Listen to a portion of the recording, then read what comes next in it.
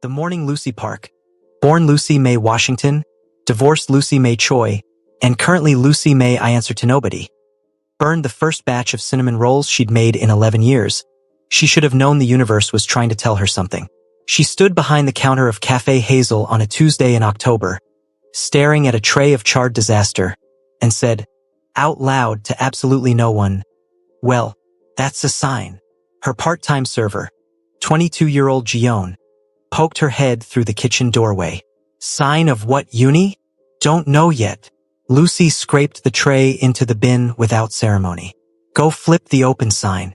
Cafe Hazel sat on a narrow street in Mapogu, Seoul, the kind of street that tourists never found but locals guarded like a secret. The building was old. The floors were warm wood. The walls held mismatched frames of Black American jazz musicians beside Korean landscape paintings. And the whole place smelled of brown butter, espresso, and whatever Lucy felt like baking that morning. People didn't just come for the food. They came because the cafe felt like being held. Like someone had built 4 walls around a feeling and said, stay as long as you need. Lucy had lived in Seoul for 19 years. She came at 41 chasing the tail end of a marriage that had already quietly died. Stayed because the city grabbed her by the collar and refused to let go. And built Cafe Hazel from nothing but severance pay, stubbornness, and a coffee course she took at a community center in Hongdae. She was 60 now. Her skin was deep brown and unashamed.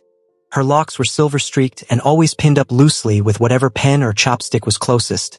And she had the kind of face that made strangers feel like they'd met her before. Warm eyes.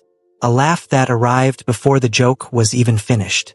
Hands that were always doing something. Wiping a counter, fixing a collar on a confused tourist, pressing the top of someone's hand. When they were crying over their coffee, she was, by every measure, a woman who had figured herself out.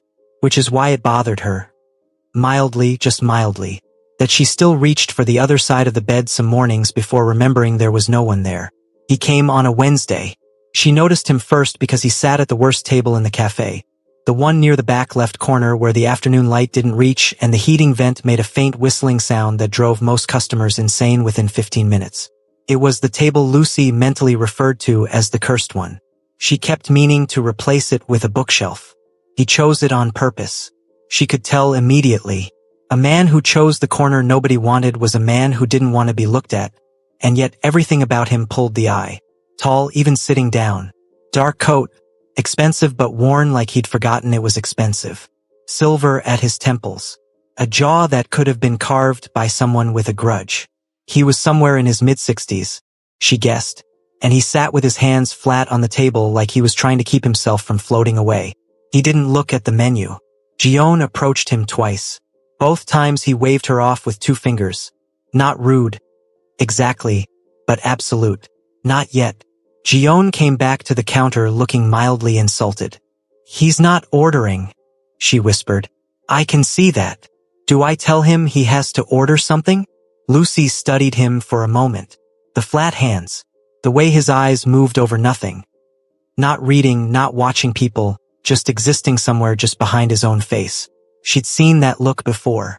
Not often, but enough. Leave him, she said. Uni, it's a cafe. I said leave him, Gion. She let him sit for an hour. Then, without fanfare, she walked over herself and set a cup of coffee in front of him.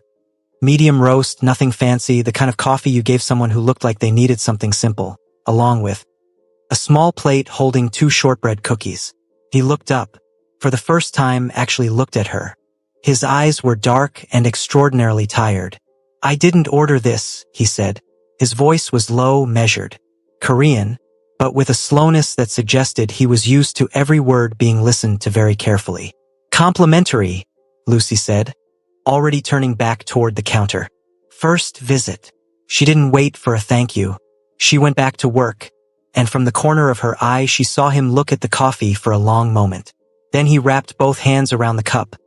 Slowly, like it was something he hadn't done in a while, and drank. He left 40 minutes later. No tip. No goodbye. He came back Thursday. Same table. Same silent refusal of the menu. This time Lucy gave him a pour-over and a slice of brown butter banana bread she'd made that morning. Set it down without comment and walked away. Gion watched this with her mouth slightly open. So we're just feeding him for free? Add it to my tab, Lucy said. You own the cafe, Uni. You don't have a tab. Then it's a business decision. Hush. He came Friday, Saturday, the following Monday, Tuesday, Thursday. Always the cursed corner table. Always the same stillness. Lucy varied what she brought him. A cordidu one day, a hojicha latte the next, always paired with something from the bakery case. She never asked what he wanted. She just looked at him, actually looked, and brought what felt right. On the 8th day, he left a folded bill under the plate. Enough to cover everything plus generous. She pocketed it without acknowledgement. On the 12th day, he spoke first. How do you know what to bring me? Lucy was wiping down the adjacent table. She didn't stop wiping. Your face tells me things. A pause. What does it say today? She finally looked at him. Really looked. He'd come in looking worse than usual. Something tighter around his eyes. Something that had moved from tired into something rawer. Today, she said carefully. It says you had a bad night and you want something warm and you don't want to make a single decision because you've been making too many and most of them have cost you. Something shifted in his face. Not quite surprise. More like the expression of a man who just heard his own language spoken in a place he didn't expect it. I'll bring you the oat milk chai, she said, and the sweet potato tiak. Don't argue. She walked back to the counter. Gion had been watching all of this with the intensity of someone watching a drama finale. Uni, she breathed. What is happening? Business, said Lucy flatly and turned on the steamer.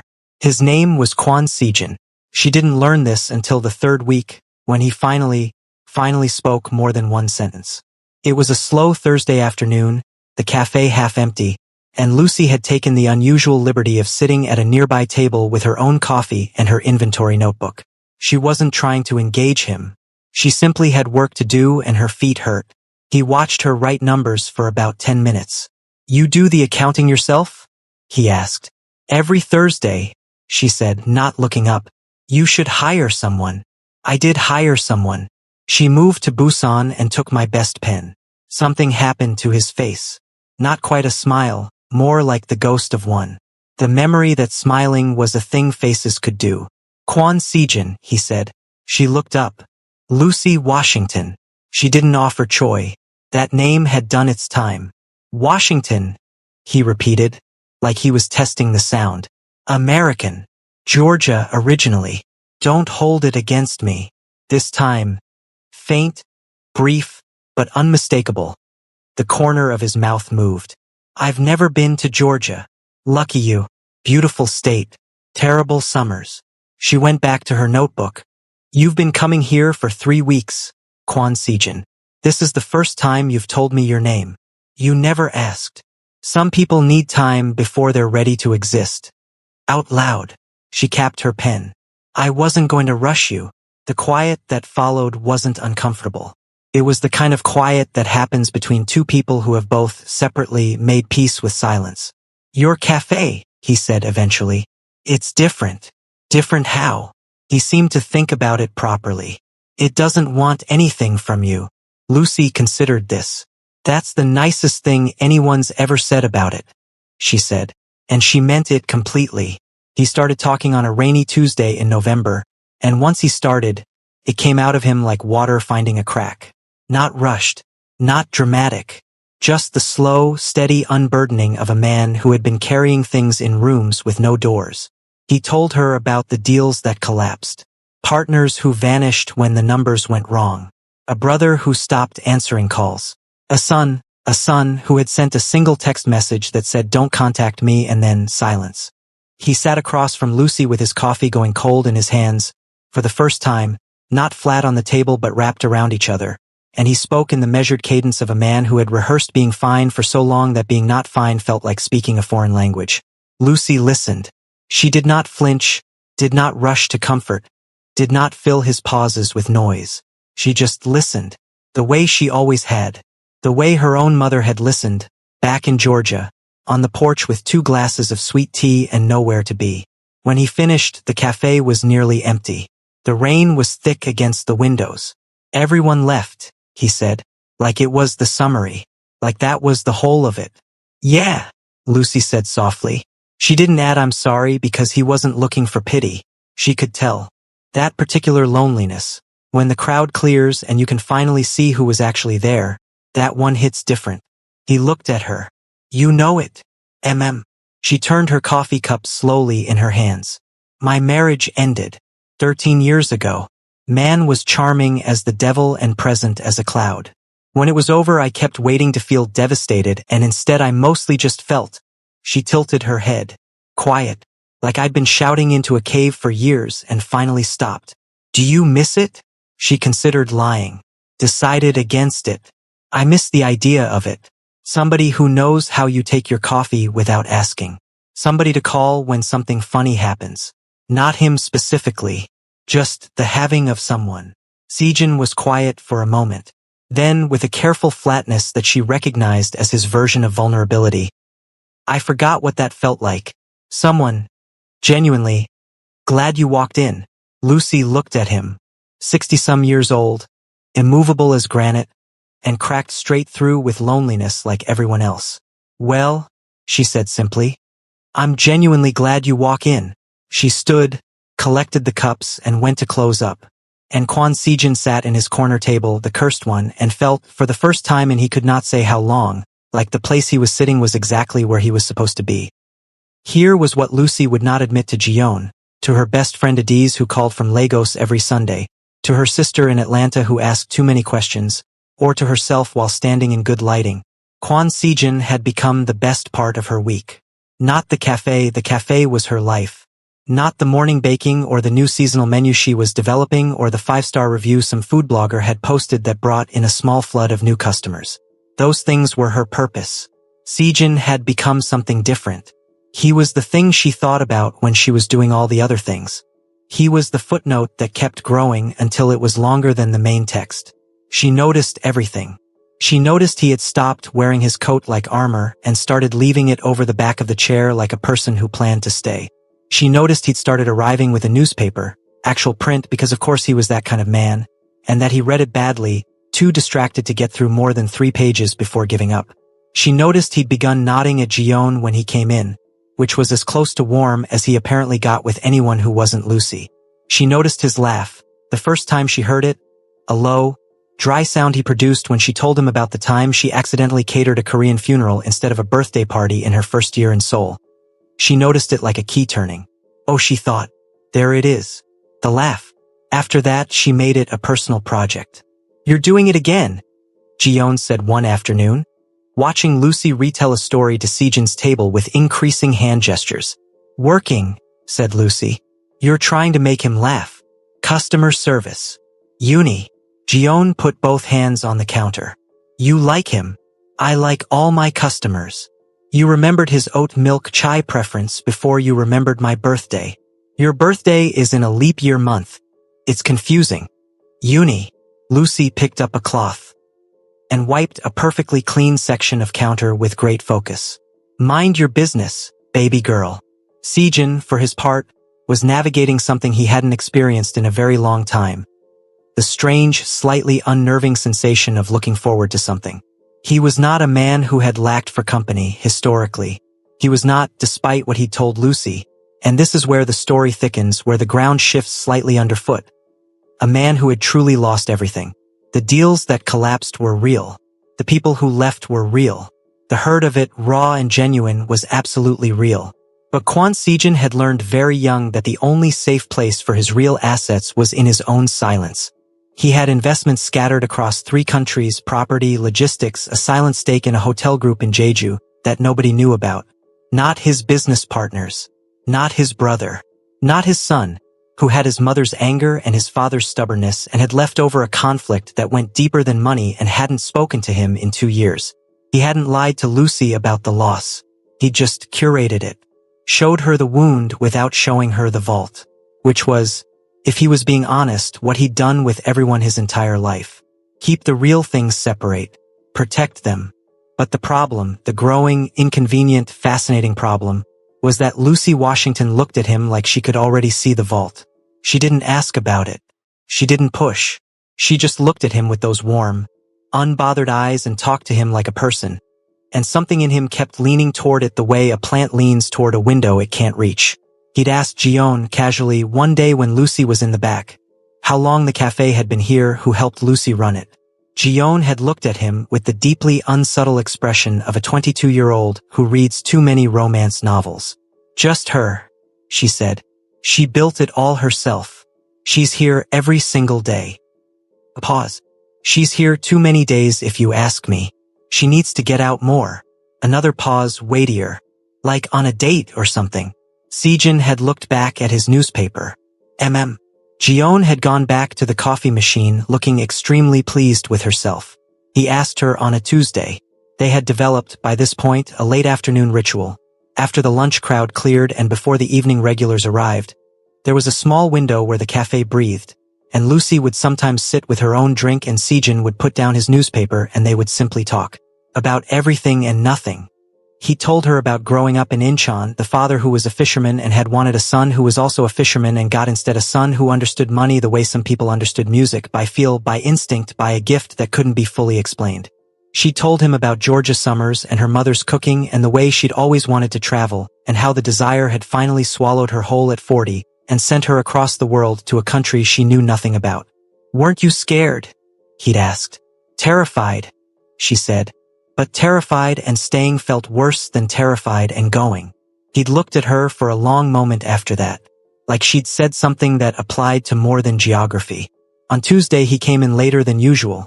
She noticed she always noticed, and instead of the corner table he sat at the counter for the first time. Close enough that they were almost at eye level.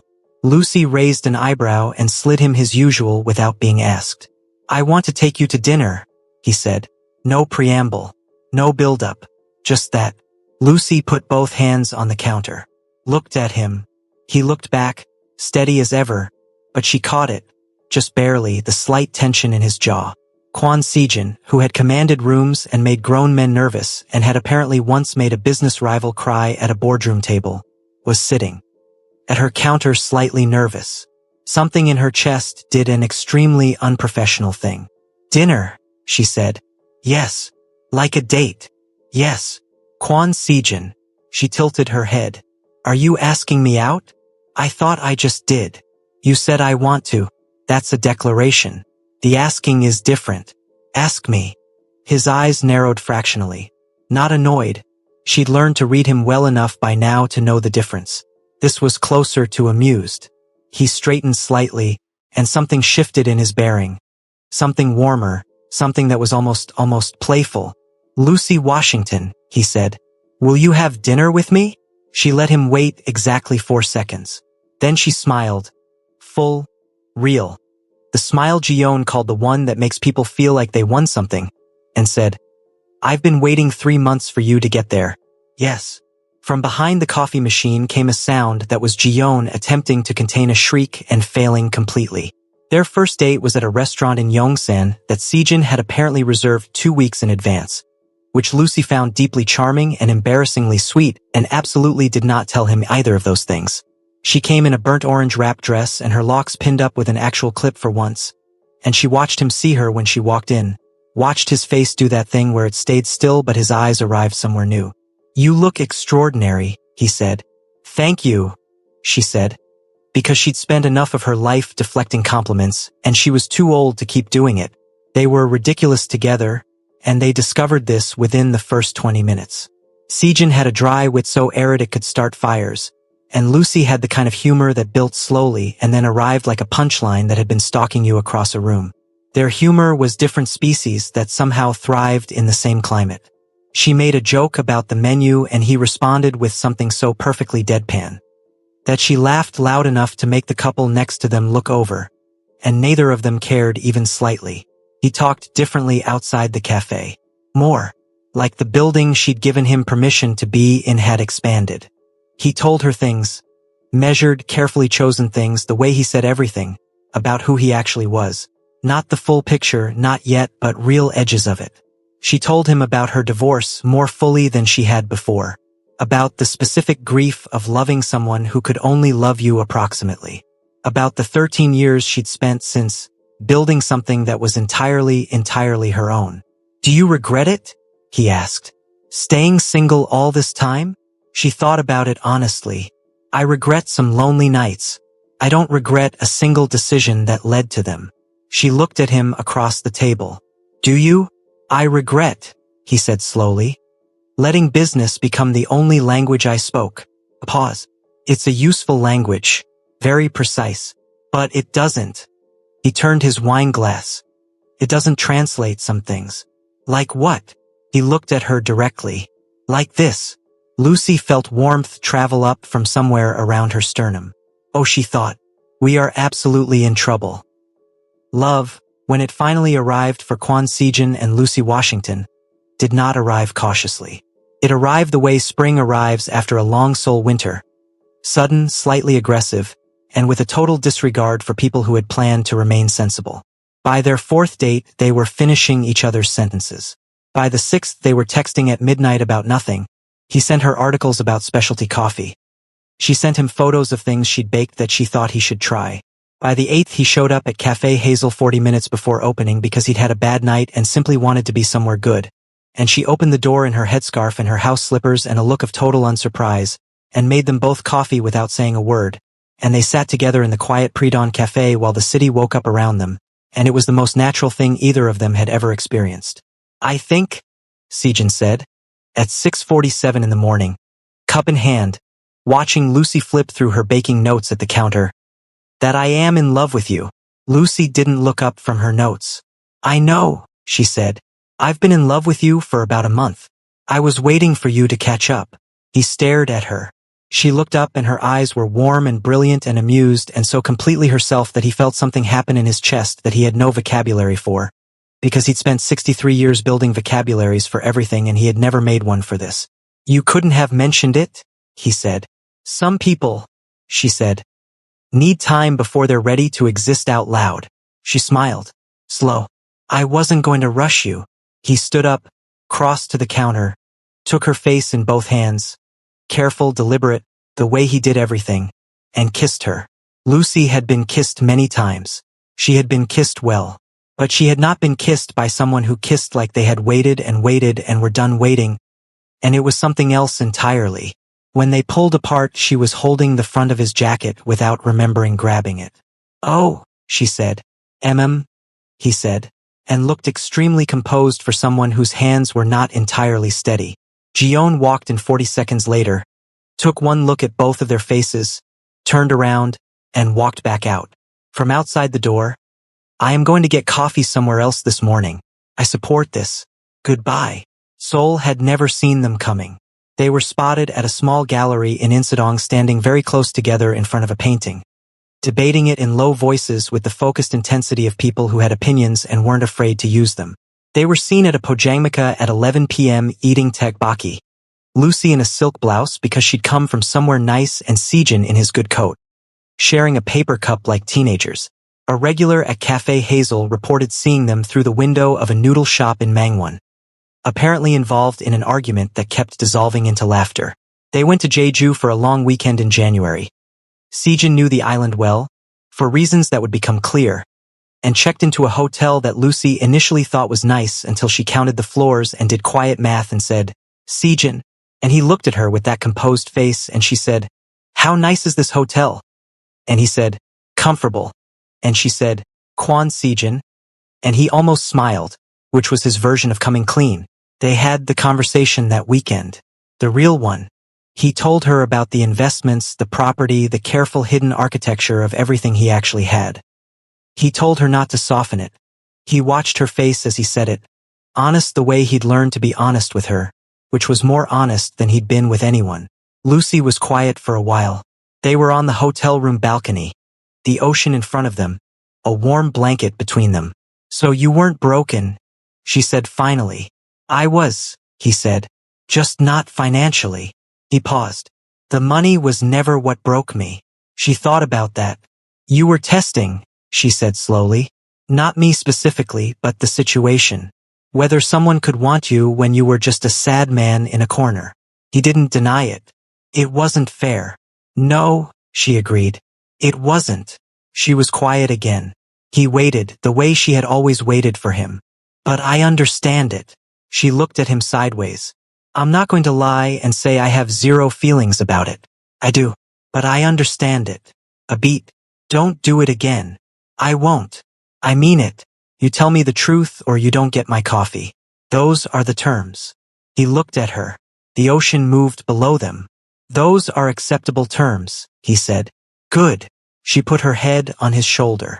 You're a confusing man, Quan Sijin. You're an extraordinary woman, Lucy Washington. I know, she said, and she felt him exhale, long, slow, like something releasing. I know. He took her to Paris in spring.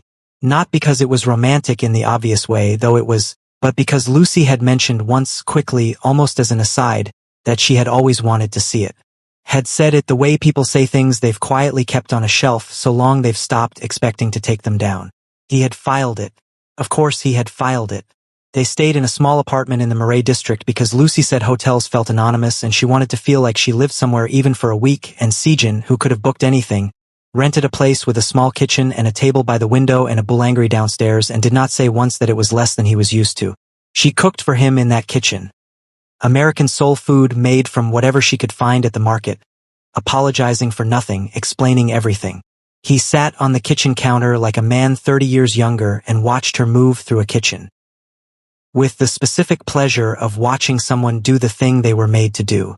You're staring, she said without turning around. I'm watching, he corrected. What's the difference? Staring is passive. Watching is because you're interested. She turned around and pointed a wooden spoon at him. You cannot say things like that and expect me to finish cooking. Finish cooking, he said with the tiniest curve of his mouth. Then I'll say more things like that. She turned back around, shaking her head, smiling the whole way. Paris also produced the fantasy, singular, legendary, discussed between them thereafter only in glances and a specific private code involving the phrase the gallery incident, which began respectably enough with a visit to a small contemporary art exhibit and ended in a way that involved a supply closet, two people with terrible impulse control, and the discovery that Quan Sijin, deadliest mafia figure of his generation, was absolutely undone by Lucy Washington in a green dress whispering in his ear in English that he didn't fully understand but didn't need to. They returned to the apartment disheveled in a way that was impossible to fully explain. Their dinner reservation was very late. Lucy found the whole thing hysterically funny in a way that meant she kept laughing about it at odd moments for the rest of the trip. Sijin maintained total dignity and refused to confirm or deny anything, which only made her laugh harder. At night, in that Paris apartment with the window cracked and the sounds of the street below, Lucy learned what it meant to be with someone who was completely, quietly, devastatingly present. Sijin loved with the same deliberateness with which he did everything. Slowly, fully, with attention that felt like being seen, and Lucy, who had survived on approximate love for too long, found herself having to stop mid-moment sometimes because she wasn't sure she could hold the entirety of the feeling without it spilling. He noticed every time. He always noticed. You're thinking loudly, he'd say, low voice in the dark. I'm good, she'd say. I know you're good, he'd say. I asked what you were thinking, and she would tell him. She would tell him because that was the agreement, that they were honest, that they did not carry things in rooms with no doors. And he would listen, and then he would tell her something back, something real and chosen and his, and Lucy would think this is what I waited for. Not a man without trouble or history or complication. A man who tells me the truth and kisses me like he means it and makes me laugh in the Louvre bathroom. She was 60 years old and she was absurdly, embarrassingly, delightfully in love. The cafe changed gradually. Sijin didn't announce anything. He didn't arrive with a plan and a presentation. He simply, one day, said, "The afternoon rush is too much for two people. Gion is exhausted and you're on your feet until 9. And Lucy, who had been on her feet until 9 for 10 years, opened her mouth. He waited. Let me hire 2 more people.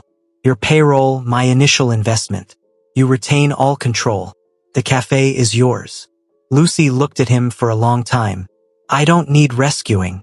I know, he said simply. This isn't rescuing. This is, I have resources and you have too much to do and I can't watch you run yourself into the ground. You can't tell me what to do in my own cafe. I'm offering.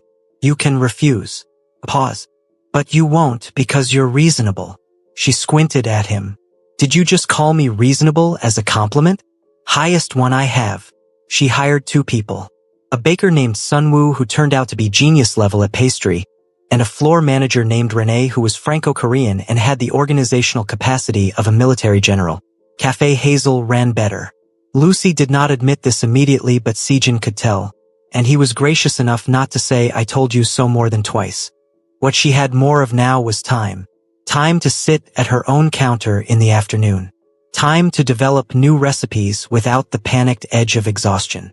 Time to accept. When Sejin appeared at closing with 2 street food bags and an expression that meant "come somewhere with me," without doing calculations about what she hadn't yet finished.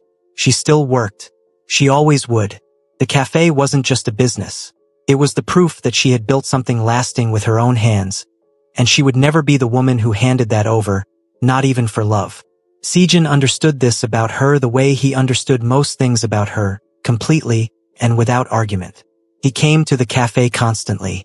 He had a standing afternoon spot that the regulars had accepted as simply his, a territorial fact like the umbrella stand by the door. But she was also, now, the woman who went to Busan for a long weekend on zero notice. Who called a D's in Lagos from a ferry on the Han River, laughing too loudly at something Sejin had just said. Who came home, and it had become home, the word had shifted quietly the way real things shift, to someone who would ask how her day was and actually want to know.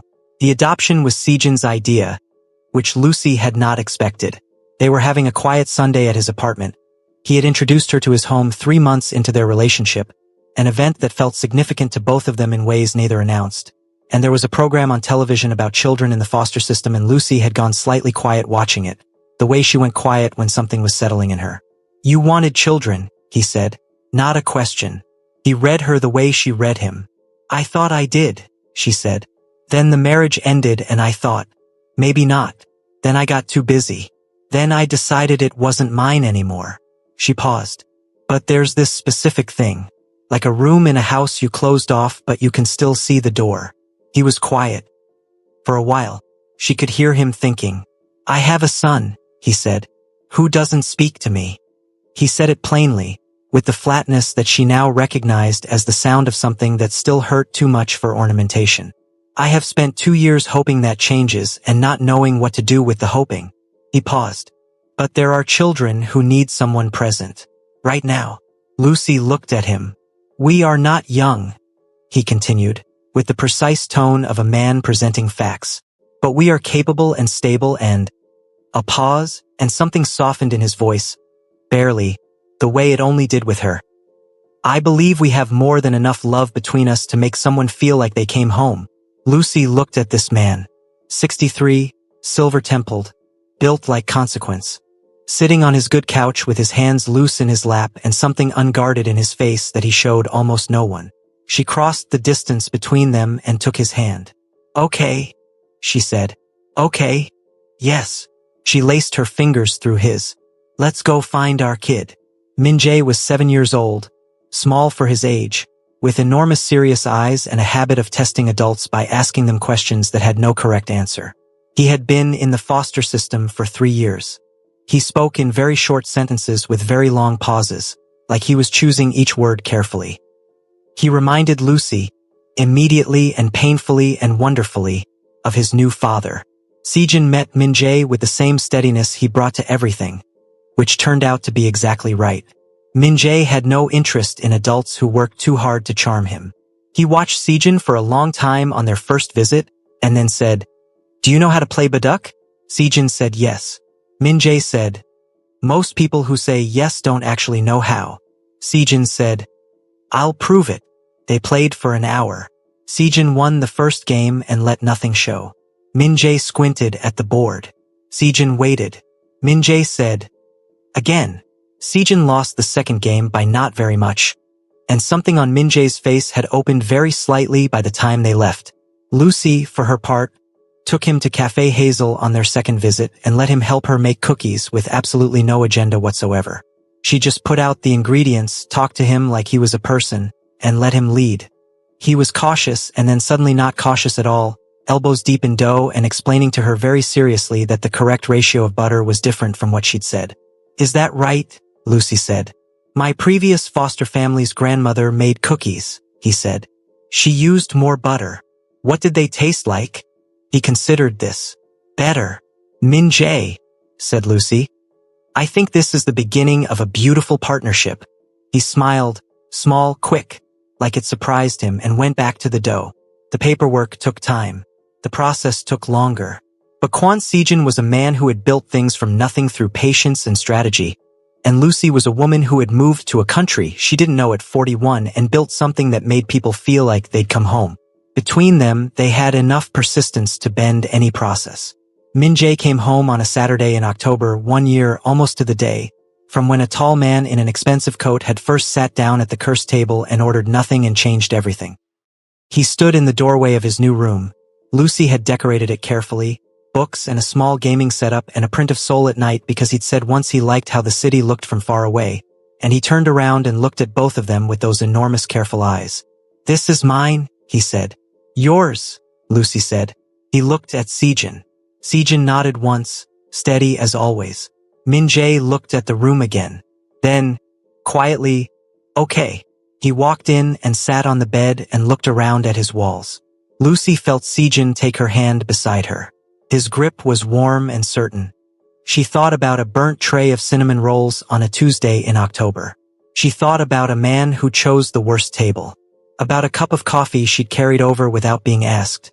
And the way he'd wrapped both hands around it like it was something he hadn't done in a while. She thought about all the rooms she'd closed off and never expected to open. Well, she thought, squeezing Sejin's hand once. That's a sign. Hello besties, in this story we learned that in a world where everybody is performing strength, sometimes the bravest thing you can do is to walk into a stranger's cafe, sit in the worst corner and just fall apart quietly. And the rarest thing someone can do is see you doing it and bring you coffee anyway. No questions, no conditions, just here you're safe. Thank you so much for watching. Kindly like, subscribe and share.